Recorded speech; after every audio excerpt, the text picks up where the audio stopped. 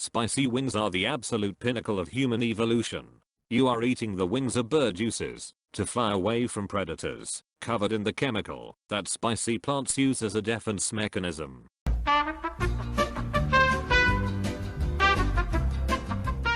Usefulness to humans is basically the evolutionary jackpot though. The hot pepper's defense mechanism didn't backfire, it succeeded in a different way. I heard there was some kind of plant in ancient Rome that was similar to garlic. Apparently it made food so delicious it went extinct. I also heard it could be used as a contraceptive. No wonder it was used so often.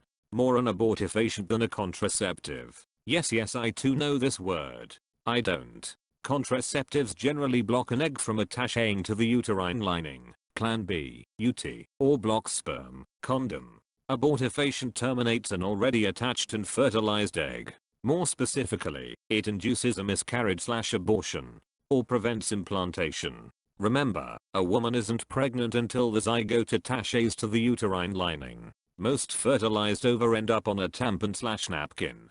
Delicious food and Roman don't really mix, though. Their favorite way of cooking stuff was to turn it into a spicy mush and form it in ways so that you could no longer figure out what it once was. Was it a duck, a pig, a singing bird, or even fish?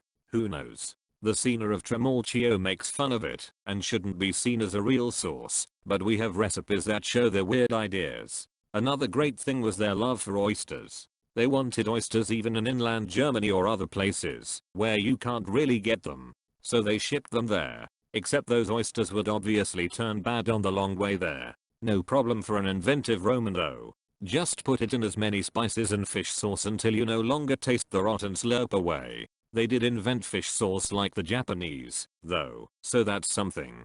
But who knows how well this stuff tasted on campaign in Syria or Egypt. Roman recipes could go towards the odd side of things, but for the most part their food tasted like ours. They ate chicken like we do, sausage like we do, etc. Their spice palette was a bit limited. They relied much more on herbs than we do, and common people mostly ate garbage, sometimes literally. They cooked what we use as birdseed, but this, like most of the stories you hear about Romans being weird or primitive, is sensationalist. Yeah, at the end of the day humans are humans, and will more, or enjoy similar food.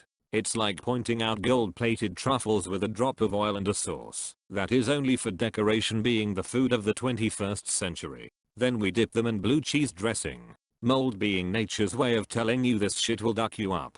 Sauce also includes vinegar, which comes from gathered bacteria, hot sauce, which comes from gathered bacteria, and butter, which comes from a 1,000-pound animal that was huge horns. Well, the cows don't have horns.